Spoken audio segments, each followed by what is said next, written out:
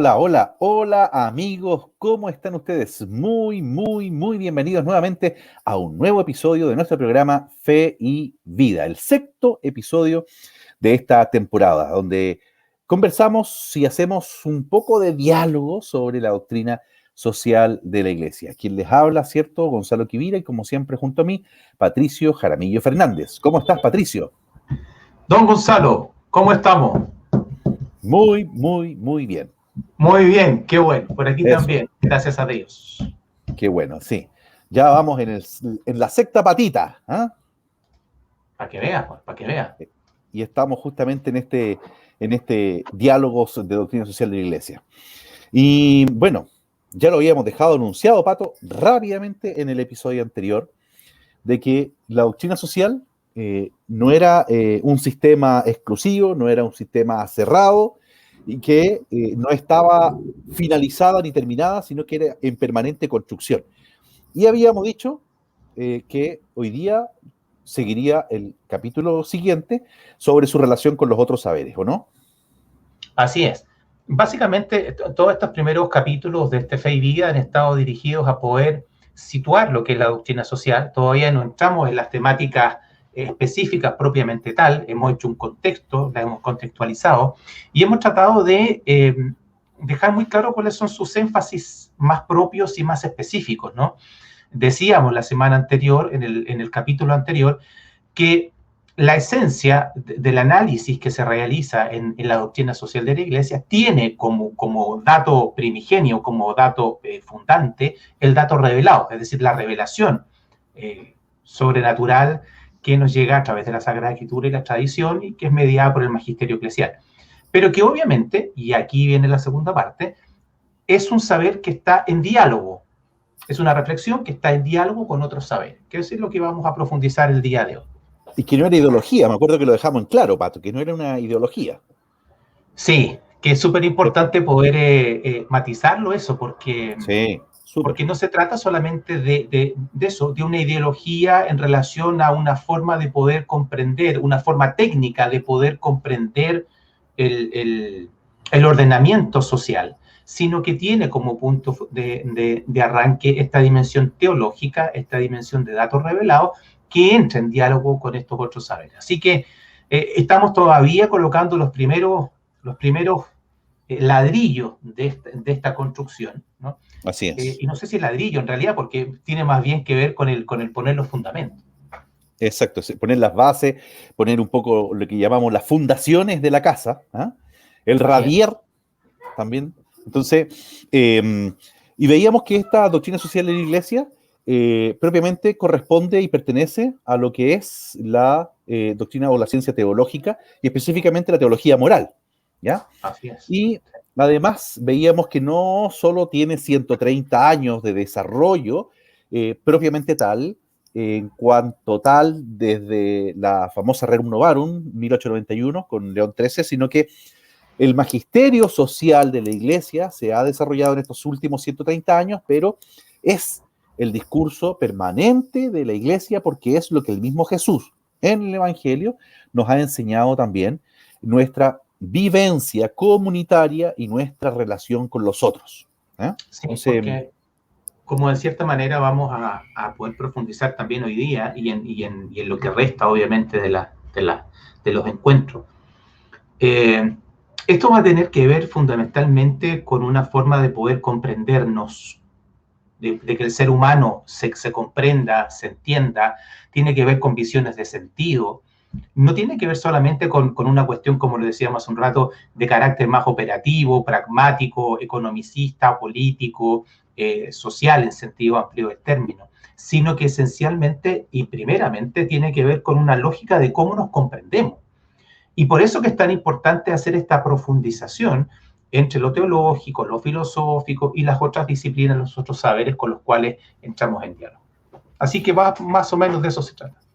totalmente, totalmente. De hecho, me acuerdo también que conversamos en la semana pasada, o el episodio anterior, que incluso la doctrina social no abarca solamente a los creyentes. Esto lo digo porque, como tú dejaste en claro el tema de la revelación como piso, Sí. Pero la doctrina social no abarca exclusivamente solamente a los creyentes como algo cerrado, sino que abarca incluso a todo aquel de buena voluntad. Sí, y vamos también a poder profundizar eso, ¿ah? Sobre todo cuando, eh, a ver, el programa que nosotros realizamos, obviamente, no única, pero sí preferencialmente muchas veces es seguido por personas que tienen alguna responsabilidad en cuanto a la educación religiosa y siempre se encuentran con la problemática de qué hacer frente a situaciones, contextos, estudiantes, personas que no comparten la fe, o sea, como si la fe fuera solamente comunicable o conversable con quien cree, siendo que la fe tiene toda una dimensión también natural y que la vamos a profundizar hoy día a raíz de que vamos a tener que hablar de la filosofía, la relación de la doctrina social con la filosofía, en que hay un piso común, hay una dimensión natural que forma parte de la revelación sobrenatural y que es espacio de diálogo. Es espacio de diálogo, no para que los convertamos en creyentes, pero sí para que podamos llegar a puntos de encuentro sobre verdaderos sentidos, verdaderas ópticas y verdaderas formas de comprendernos y de comprender nuestra relación social y nuestro entorno en general. Así es, y en este ya capítulo sexto, que habíamos definido, ¿cierto?, la relación con los otros saberes, específicamente el diálogo con los otros saberes, un poco comentar rápidamente que esta doctrina social inacabada se sirve también de los otros saberes, es decir, aprovecha también esta relación con los otros saberes para poder seguir desarrollando y desarrollándose en temas específicos. Y es así como también tiene temas específicos, relaciones específicos en temas de política, en temas de economía, en temas de naturaleza, de ecología, en temas sobre técnicos también propiamente tal y sobre la sociedad entera. Correcto. Así es, o sea, y es lo que tenemos que empezar a profundizar ahora, ¿no? Totalmente, así es. Bueno, y justamente estaba mirando aquí una pregunta del Ducat. Parece que ya lo habíamos contestado, pero decía muy claro, ¿es la doctrina social un sistema cerrado? ¿Qué dices tú, Pato? No, profesor, no lo es. ¿Ah? No lo es, profe, no lo es. No Por lo lo es, que ya no, has no, dicho, por no. lo que ya has dicho, porque es algo que está en constante desarrollo. El dato fundante está, existe, es, pero es un proceso que está en permanente desarrollo, también fruto de que los tiempos cambian, las personas cambian, las situaciones cambian, los contextos cambian y requiere una adecuación permanente. Por eso también va a ser tan relevante el diálogo que la teología va a tener con las ciencias humanas, ¿no? Entonces, bueno, todo eso va relacionado y todo eso va ligado. Así que, querido profesor, la respuesta es no, está en No. constante desarrollo y en constante evolución. Perfecto.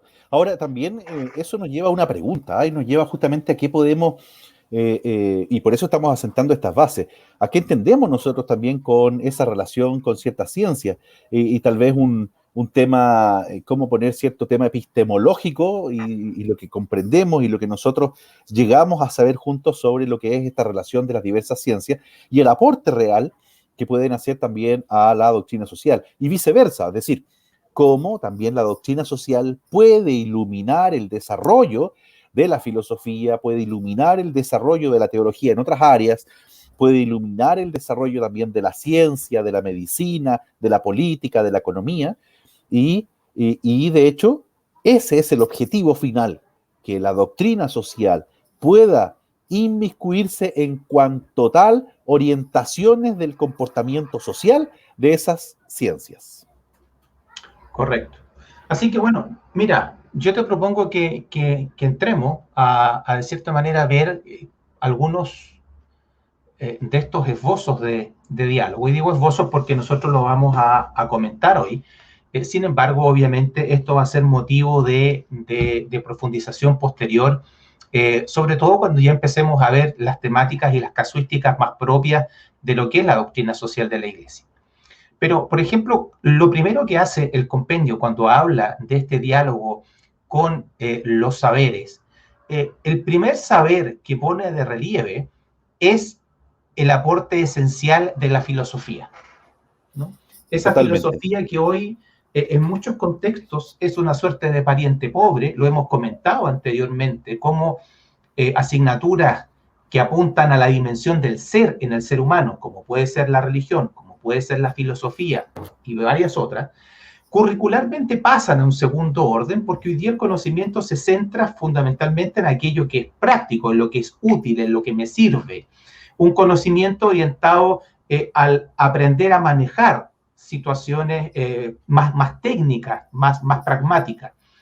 Y desde esa perspectiva, el primer énfasis que pone el compendio lo hace en relación con la filosofía. ¿Y por qué? Porque obviamente los conceptos básicos que van a ser trabajados en la doctrina social de la Iglesia desde el dato revelado son conceptos que tienen que ver con, por ejemplo, persona, sociedad, libertad, conciencia, ética, derecho, justicia, bien común, solidaridad, subsidiariedad, Estado, etc. Y está el pequeño detalle, el pequeñísimo gran detalle, Pequeñísimo. ¿cuál es la definición de cada uno de esos conceptos? Totalmente. Cuando hablamos, por ejemplo, de bien, ¿qué se entiende por bien? Por eso que es fundamental el aporte de la filosofía aquí, y decíamos, a pesar de que se enmarca en la ciencia teológica, no prescinde de la filosofía, todo lo contrario. Por eso decimos que para esto es necesario que puedan haber bases en otras ciencias también, y la primera de ellas justamente es la filosofía para poder comprender cada uno de estos conceptos, que es mucho más que la idea del concepto en realidad. Sí, porque al final de cuentas te colocan un contexto de sentido, ¿no? No nos podemos olvidar de esto, porque al final de cuentas cuando vamos a hablar de la doctrina social, hemos dicho que no se trata únicamente de soluciones prácticas de situaciones, sino que fundamentalmente estamos hablando de la comprensión de ciertas cosas, ¿no? Y al hablar de la comprensión estamos hablando de los sentidos, y al hablar de los sentidos estamos hablando de las definiciones, ¿no? Es decir, este tema es tan profundo que yo recuerdo ya hace unos cuantos años atrás. Yo lo escuché en varias ocasiones, en varios encuentros, documentos me refiero, ¿no? Al Papa Juan Pablo II hablar de la importancia del pensamiento filosófico. Él, de hecho, era un pontífice con una raigambre filosófica muy potente, con fundamentos filosóficos muy potentes, con una reflexión filosófica muy fuerte, y era porque él veía que en nuestra realidad contemporánea, en donde el saber se ha fragmentado tanto, en donde hay tal abundancia de información, tal posibilidad de sentido, que entramos en una crisis de sentido no porque no haya respuestas, sino porque al final existe tal abanico de posibilidades que nos vemos sobrepasados por esta posibilidad. Entonces, al final, eso por una parte. Y por otra... Y eso que era Pablo VI, o sea, hace hartos años atrás. Po. No, Juan Pablo II. Pero Juan Pablo II, ya. Sí, si dije Pablo VI, perdón, no. Estoy hablando de Juan Pablo II. Ya. Estoy hablando de Juan Pablo II. Perfecto. Y es una inquietud que en varios documentos aparece que el Papa Juan Pablo II la tenía desde el origen de su pontificado. Si bien Fides et Ratio, que es una encíclica particularmente relevante en este sentido, sale a finales de los 90, esta es una inquietud que el Papa tenía desde el origen de su pontificado, y en base a eso también se debe el perfil filosófico que él tiene. Él tiene una formación filosófica muy potente, y a la base de eso está esta inquietud. Entonces, el preguntarse por las definiciones matriciales, ¿no?, es un tema fundamental y que hoy día lo solemos pasar por alto, porque eso, y ahí era el segundo punto, decía, por una parte hay una sobreabundancia de visiones, ¿no?, y es tanta saturación en la que vivimos nosotros insertos, que al final terminamos cayendo en una suerte de escepticismo, en una suerte de indiferencia, ¿ah?, de escepticismo y de indiferencia, en donde estas preguntas pareciera que no son preguntas importantes. En el día a día no nos solemos preguntar por esto. El día a día está ocupado por otras preguntas que tienen que ver más con la subsistencia muchas veces, no con la existencia, sino con la subsistencia. Entonces nos ponemos en una frecuencia distinta. Por lo tanto, la reflexión filosófica es muy relevante en ese sentido. Sí, eso estaba pensando, me convenciste harto más, Pato, ahora, que Eso. la verdad es que poner las bases claro, de estos conceptos filosóficos es fundamental entonces, porque estaba pensando en estos conceptos que habíamos planteado, por ejemplo, algo que mucho se ha discutido, cada uno de ellos que vimos ahí, la libertad, la conciencia, etcétera, la ética, pero, por ejemplo, el concepto de persona, cómo ha estado vapuleado también, y mal presentado último tiempo, que sabemos que la filosofía y la teología tienen un concepto de persona, sabemos que la iglesia promociona también algunos conceptos, por ejemplo, Juan Pablo II usaba mucho el de Boequio o Boecio, pero, pero hoy en día sabemos, porque eso implica no solamente también que no existe solo la persona humana, hay persona divina, que son 3 personas divinas, y además implica dónde están nuestros intereses, porque hoy en día hay muchos movimientos. Me acuerdo yo de mis años de estudiante universitario en la Finisterre, cuando nos hablaban del concepto de persona. Dejémoslo en universitario, en tus años Ya, universitarios, ya, porque muy de bien. los de estudiantes. Ya, muy bien. Pero me acuerdo que nos hablaron del famoso Peter Singer, que estaba ya también en Estados Unidos hablando justamente un nuevo concepto de persona, y hablaba justamente de estos entes superiores. Eso le caía incluso, por ejemplo, a los animales más evolucionados, como el chimpancé, por ejemplo, y versus aquellos que no tenían una capacidad comunicativa o conceptual de conciencia, como por ejemplo las personas deficientes mentales o aquellos que caían en coma y que perderían la calidad de ser personas solamente por esa condición, lo cual es un error fatal. Es decir, para estas personas era mucho más destructivo atentar contra un chimpancé que contra un deficiente mental al final. Pero por eso, tú hablas de un ejemplo que tiene muchas implicancias. Claro. El tema de persona. Bueno, 1, ¿qué es la persona? 2, ¿cuándo se empieza a ser persona? Para los temas de bioética, de aborto, que tienen que ver con una dimensión ética en esta otra dimensión. La discusión de qué es lo que es persona y cuándo se empieza a ser persona y cuáles son las características esenciales de la persona y si esa persona carece de esas características, deja de ser persona. Oye, son cuestiones básicas que están en la discusión y que al final terminan por definir estos temas. Cuando se habla de que se puede abortar hasta tal semana porque lo que hay antes no es persona, porque no tiene tales características, no tiene tales funciones, no tiene Hoy tales... día hablan incluso un concepto de prepersona, o sea, qué locura. Entonces, Qué locura. el tema filosófico es un tema que realmente amerita ser tomado en consideración, porque la dimensión revelada que Dios hace del ser humano tiene también una dimensión natural. Y lo dijimos en los capítulos anteriores. Esta revelación de Dios no es solamente algo que se guarda para el después, para lo sobrenatural, para lo eterno. La revelación de Dios también se sitúa en el aquí y en el ahora y tiene una dimensión natural. Esa dimensión natural, ese profundizar en ese fundamento, en esos sentidos y en esas definiciones, tiene que ver con la filosofía. Por eso que tienen que ir engarzadas, por eso que tienen que ir entrelazadas. Y lejos de estar en disputa, como muchas veces de forma fantasiosa se quiere colocar a la teología con la filosofía, ¿no? A la fe con la razón, como tú decías la semana pasada, estas son 2 alas del espíritu humano que llevan al ser humano a la contemplación de la verdad. Por lo tanto, se requieren y se necesitan mutuamente. Y la doctrina social de la Iglesia no es la excepción. Así es. Qué bonito. Oye, pareciera que quisiéramos profundizar mucho más, pero ya estamos casi llegando al final de este nuevo episodio, Patricio. Sí, hoy día dijimos los diálogos con los saberes y nos quedamos con la pura filosofía y así de modo muy, muy tangencial. Pero bueno, nos queda sigue, esto sigue, esto continúa. Sí, por supuesto. Por supuesto. Hasta la parucía final. No, nunca tanto. Sí. Mientras nos dure la cuerda, o sea, la parucía es una posibilidad, la otra es hasta cuando nos dura la cuerda a nosotros, o sea, eso ya es otra cosa. Así es.